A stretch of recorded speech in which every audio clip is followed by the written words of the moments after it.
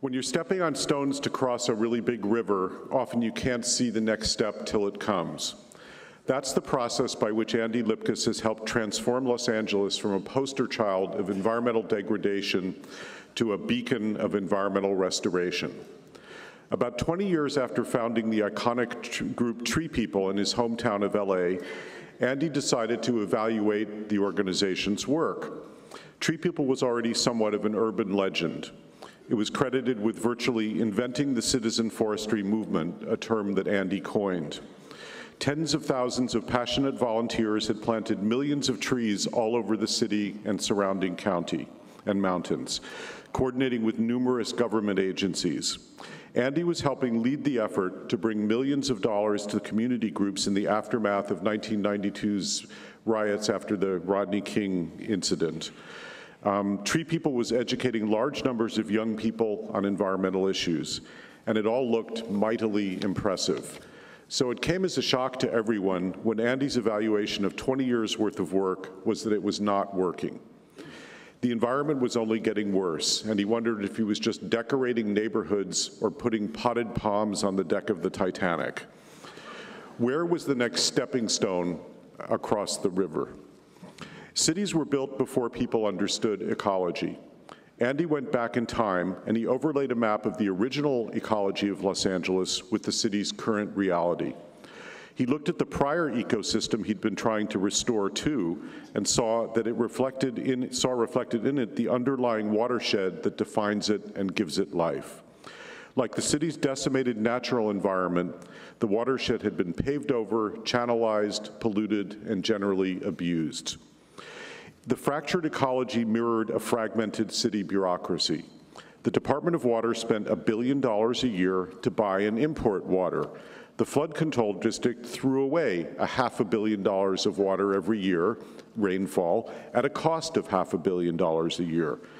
The Department of Sanitation couldn't control the inevitable pollution flowing into everything and was trashing the 40% of so-called waste that was valuable green matter for composting.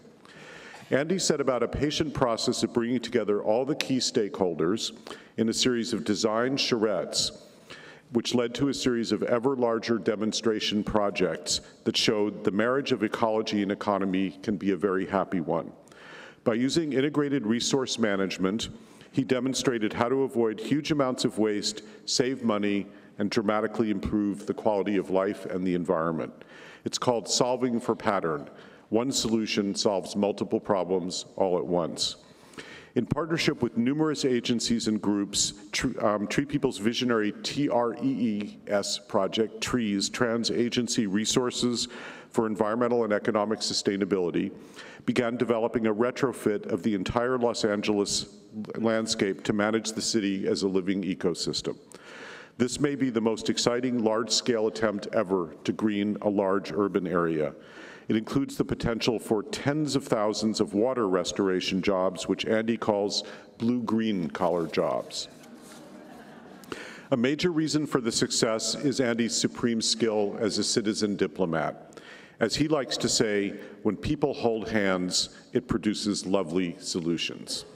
Along the way, Andy and TreePeople created a curriculum called Schoolyard Explorers that turns kids into watershed managers. As he points out, kids can lead. In fact, they did lead LA's massive recycling program through TreePeople's recycling education. LA's program is now the country's biggest, with almost 800,000 homes involved. And kids who volunteered as citizen foresters 30 years ago became the voters who helped pass a massive water quality bond by a 2/3 vote at the same time that a police and fire bond was roundly voted down. The process Andy catalyzed almost 40 years ago has led to a far greater understanding of how to manage cities as part of an ecosystem. Climate change is already up close and personal in LA. Disaster preparedness is imperative, including the need for the large-scale volunteer mobilization networks that TreePeople has become so expert at organizing. That, he says, is why LA is living up to its promise as a green lighthouse for other cities and countries from Portland and Seattle to London and Beijing in China. He now consults worldwide. Andy's receiving richly deserved recognition. He and his wife, Kate, and colleague were named to the UN Environment Programme's Global 500 Roll of Honor. He's featured in the PBS multi-part documentary Eden's Lost and Found, and in the excellent films The 11th Hour by Leonardo DiCaprio and Dirt, the movie. Andy was recently inducted as an Ashoka Fellow as a social entrepreneur in recognition of his track record of finding and scaling up solutions to society's most pressing problems. So please join me in a rousing welcome for that urban legend himself who knows the next step when it comes. Thanks.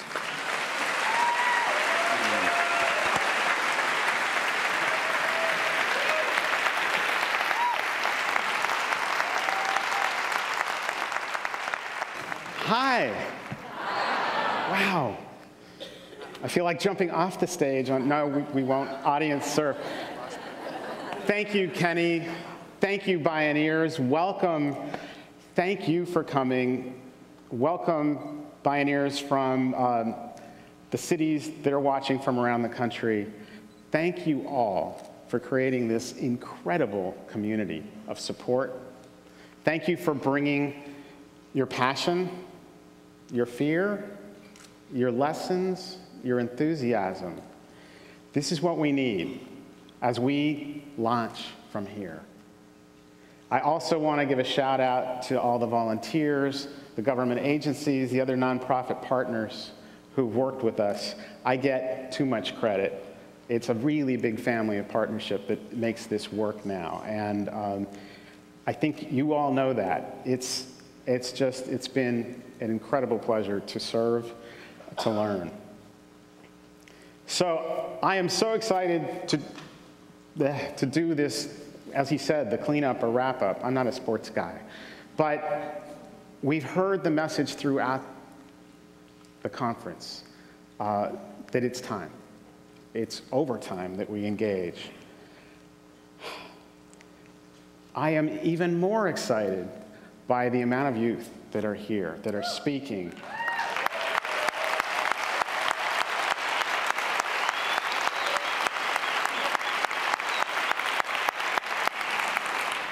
As someone who started this work at age 15, and I haven't stopped, I'll tell you, it is like the relief pitchers have arrived. Hearing the enthusiasm, the energy that they were giving us on the stage yesterday. But not just the energy, the depth of humility to go, you know, we don't know it all yet. We got to keep learning. We're here to let you stand shoulder to shoulder with us or stand on our shoulders so we don't have to lose the time of relearning the lessons. So thank you, young people all over the country and here for joining the ranks, rolling up your sleeves, and not taking no for an answer.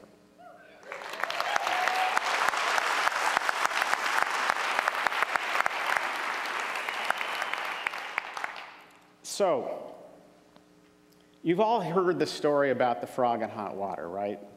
But I'll repeat it just in case. If you take a frog, the story is if you take a frog and drop it in boiling water, it can jump out and save itself. And it goes on that if you actually put a frog in cold water and turn on the flame and slowly heat the water, it'll happily swim around until it boils. That's a great example of denial, something that humans were all afflicted with. So we've got the stories on climate change. We've got the call. The question is, why are we content to sit and boil ourselves to death? Are we content? Maybe not. So my purpose today is to take us through some of the things that are in our way, that keep us from engaging. Because I know we don't want to boil. And by the way, I know that so many of you are incredibly engaged, but our job is from here to be a fountain or a volcano of enthusiasm, of invitation to get literally billions of people involved. So what's in the way is mythology. And I want to hit a couple myths that trip us up unless we confront them. So the biggest one of all that's keeping our politicians and everybody else from taking action. And by the way, I mean, the more you hear from Jim Hansen in other areas, I feel scared. I feel angry. But I also feel so hopeful. But there's certainly a myth that we won't change, that Americans won't change, that people won't change. We also, though, have other sub-ones, like we believe that individual actions won't make a difference, that somebody else, government or mom or someone, is going to fix it for us. We think we've got to wait for leaders or government to take action and lead. The belief that we're, or I'm not ready. I'm not prepared, strong enough, big enough, smart enough, pure enough, important enough. I'm certainly not powerful enough or legitimate enough to begin the work. I'm not my brother's keeper. I'm no saint. I don't want to be called a girly man, especially by our governor. We don't want to be called do-gooders. And you know, it's actually pretty tough to be called a tree hugger, even though I am. And finally, Ram Dass hit a good one. What calls us to action is our heart. We feel the pain. That heart opening is something that's the same when we open to compassion. It's like falling in love, and there's a fear of falling into compassion. So we need to blow those away. There's one other assumption that this community of environmentalists holds, which really trips us up. Being in the Netherlands with Kenny and Nina at Bioneers Global a couple months ago, I heard this myth, and it shook me. Nina said the one that we all say. The one species the Earth can do happily without is us. What if that wasn't true? What if, instead of the fact that we're just here to consume and destroy, what if the Earth has adapted us to be its healer? What if it provides us with the energy, the passion, the compassion, the creativity, the brilliance, the ability to hook up? What if? So, I need water. I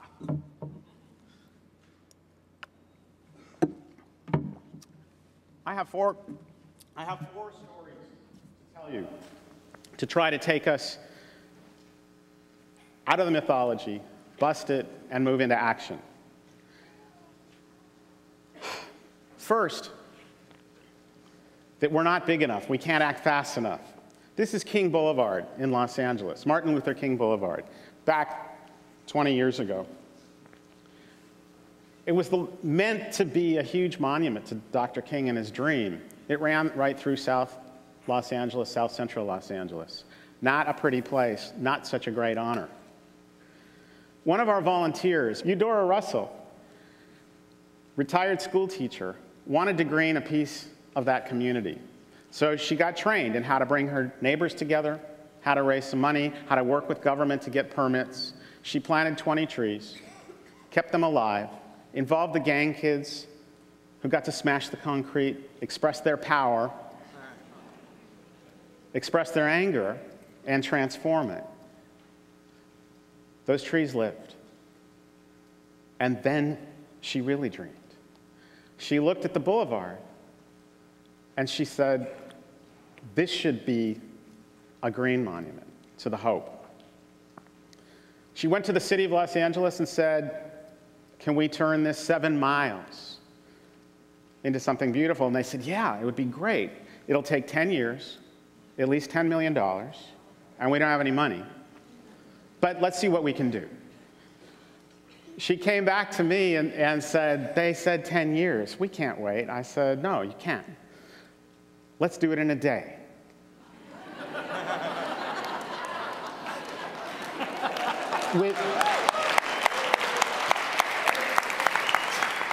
So we did. It actually took a couple months to recruit 1,000 people and train them, and 3,000 more people, and bring them together on King's birthday, 2 days after this picture was taken. No, actually, I want to bring you back. Wait. See that sign? It's a little dark.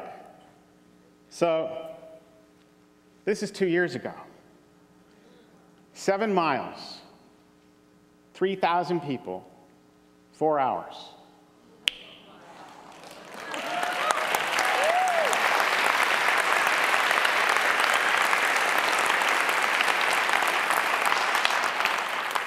The cool thing about this is the trees are alive, and that's a miracle because the average lifespan of an urban tree in America right now is 7 years. Because people kill them, the environment kills them. These are alive because we came back every month for the last 10 years and brought the community out to water them, weed them, protect them, and keep them alive. To make the difference, to make that myth go away means digging in, sticking with it, solving the problems that come up. And believe me, there's plenty of problems. Story 2, we don't have any power. Kids don't have any power. Maybe they'll help in the next generation, and that's encouraging. Los Angeles needed to start recycling. It had filled all its landfills, filled all its canyons with trash, filled its Coliseum every 2 weeks with all the trash that we made. That's how much we were making. We ran out of space. The city couldn't build incinerators, so it decided it had to try recycling. It knew that it wouldn't work. It was making plans to build a trash train to the desert. Kid you not, they're still on the books. It knew it wouldn't work because people wouldn't recycle. Conventional wisdom on all civil engineers, public works managers and policy people is people won't change. People will not recycle, they will not change their lives. Most of the programs that had tried recycling in the country were only getting 10% public participation.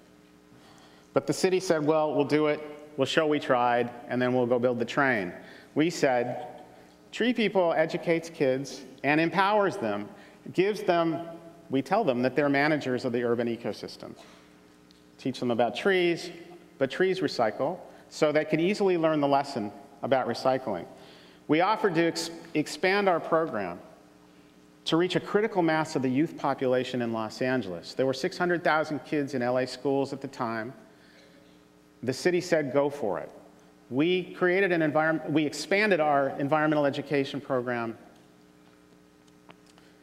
to reach 250,000 kids in 2 years. So we reached critical mass. Those kids reached the 600,000. They translated our message that we delivered in Spanish and English and 4 other languages, Chinese, Tagalog, Mandarin.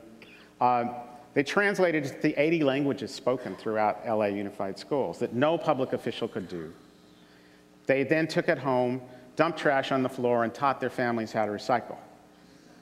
We got complaints. Parents called teachers called the city saying, the kids are making us recycle, make them stop. City called us and said, they're complaining, keep it up. The program rolled out 2 years later. The proof was in the pudding. 90% of the people in Los Angeles picked up and started recycling.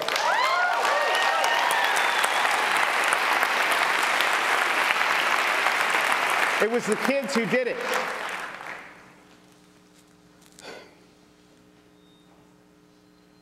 In 1978, Los Angeles had a 100-year storm. The city was not ready for it. Houses started sliding, houses started getting buried, creeks showed up where they had been years before, but we had built and developed around them. People called the fire department for help and were told, sorry, we can't get there. We can't help you.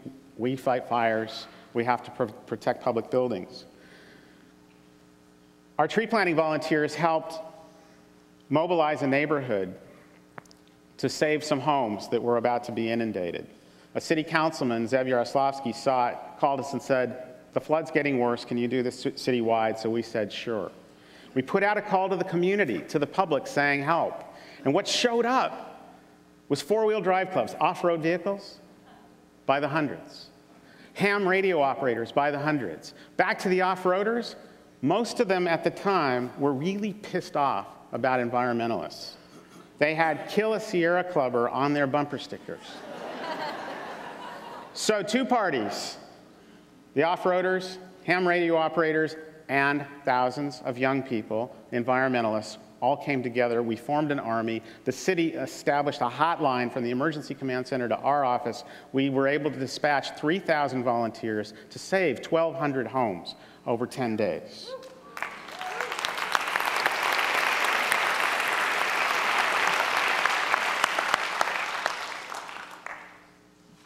And we had another 100-year flood 2 years later. We had to do it again.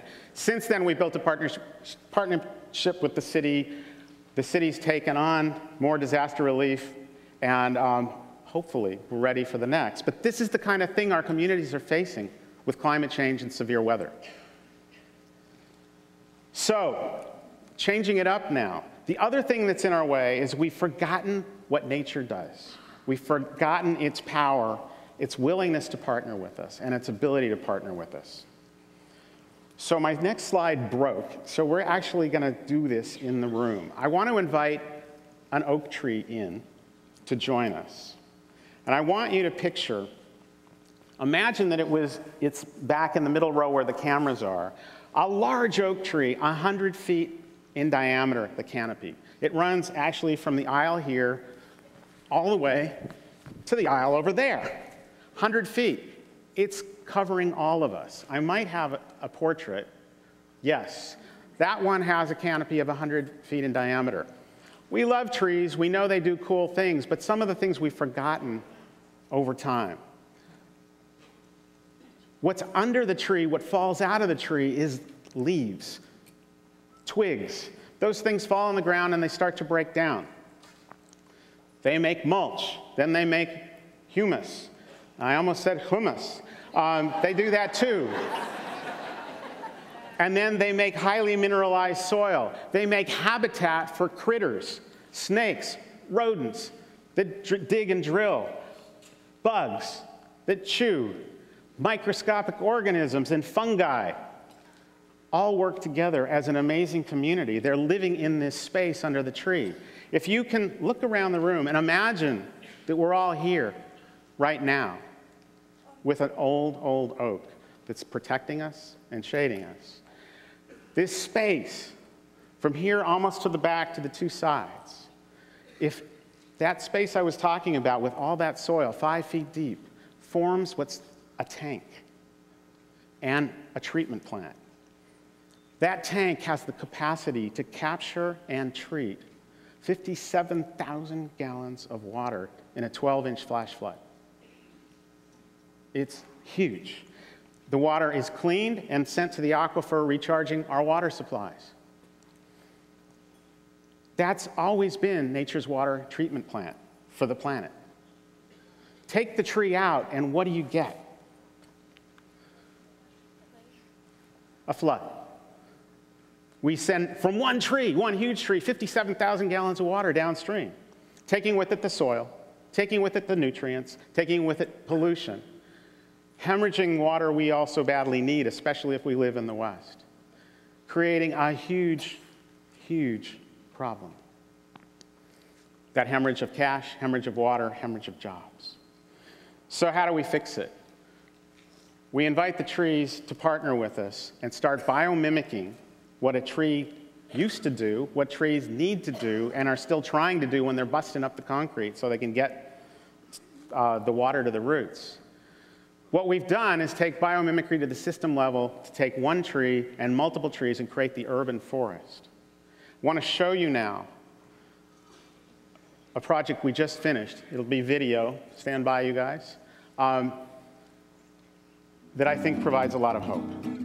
And as we roll, know that when I'm saying we, it's the whole community of partners. In the Sun Valley Watershed at the corner of Amor Avenue and Stagg Street, because This is a community that solved a massive flooding problem, pollution problem, and drought problem, the kinds of things all communities are facing with climate change, from working together in a really unusual way, where neighbors got together with nonprofits and government agencies and planned together a solution that saved money, created jobs, and created sustainability. This was the epicenter of a regional flooding situation.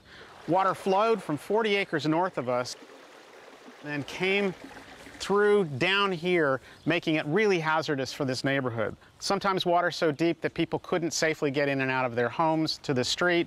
The water was polluted by oils and toxins that it had picked up throughout the neighborhood. And then it would flow on down, polluting the LA River and on down to the beaches. When it rains, the whole street was flooded. And it was pretty much a dangerous situation with the children trying to cross over the water and just trying to get to school from here. The solution we deployed included two major strategies. One was to pick up the floodwater that was flowing from over here, put it into a catch basin right here, and take it underground to the street that was ripped up, and we installed a huge infiltration gallery. That's two large pipes loaded with holes. The water flows through, the water comes out the pipe into gravel and then down into the aquifer, the region's water table. The result is a healthier street, and this process significantly saves money in the long run because it makes the street part of the whole city's water system. The second strategy was to address all the homes on the street, to capture all the water that they were contributing to the flood and capture it, clean it, sink it back in the ground. Before retrofitting houses, when rain comes down, it is directed into the driveway, which causes flooding. That water picks up waste and adds to the contaminants in the neighborhood streets, which then pollutes our rivers, beaches, and ocean. With the retrofitting of homes, now when the rain falls, the water is carried by the roof rain gutters and then redirected into a cistern or rain barrel. And if that water overflows, it soaks into a sponge-like, water-efficient rain garden that replaces grass lawns. If there is overflow from the garden, the water moves into permeable driveways, walks, and other surfaces. Or the water is captured by a driveway trench drain, which conveys it to a swale. A swale is a creek-shaped structure consisting of rocks, mulch, climate-appropriate plants that all work together.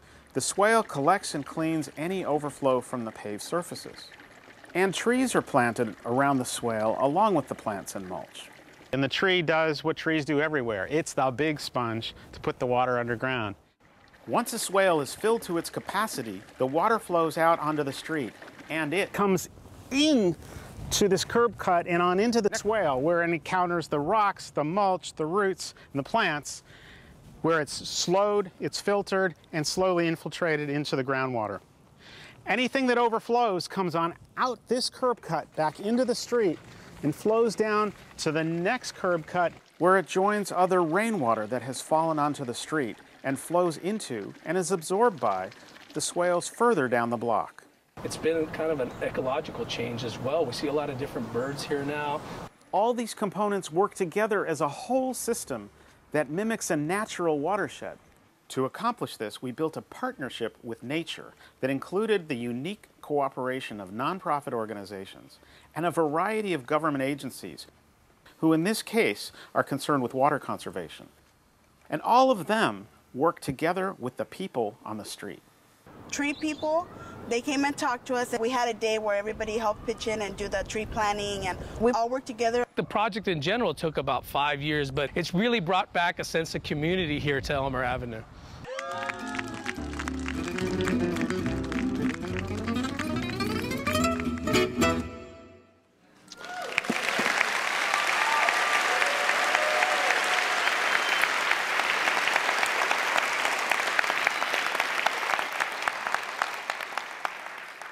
People won't change. We invited people to volunteer to make their home available. 55% of the people on the street said, use our house. We were able to change their entire landscape, everything from their front door to the street. After we got started, the rest of the people on the street, once they actually understood how beautiful it was, they wanted to do it as well. These are nerdy points, but I underscore them because they're all tools that you can use, whether you're doing Watershed or some other work. When we scale, we handle huge problems.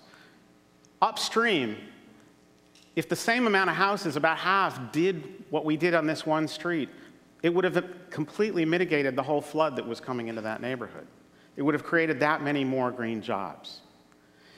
Eddie, the last guy you saw in the video, when we were shooting this, came up to me and said, I don't know if you know what impact this has had on our street. First of all, when our neighbors got together and did the planting, when they started planting the trees, it changed everything.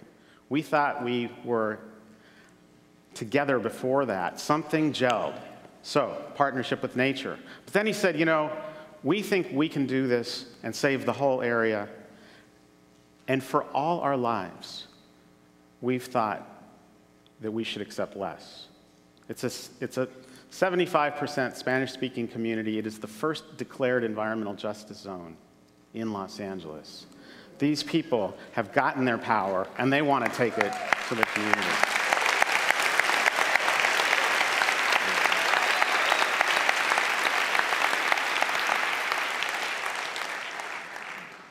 In the 40 years that I've been doing this work, I've noticed, and I've come to believe, that nature has in fact adapted us to be its healers.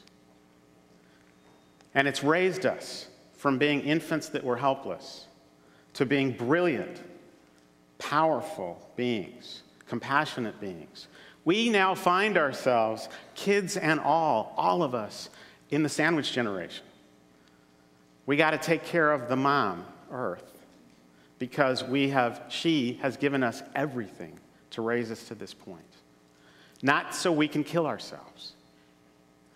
And we got the next generations, 7, 10, 20 to come, if there will be those. It's in our hands, totally in our hands. As Jess said yesterday, will we rise to the occasion? I hope so.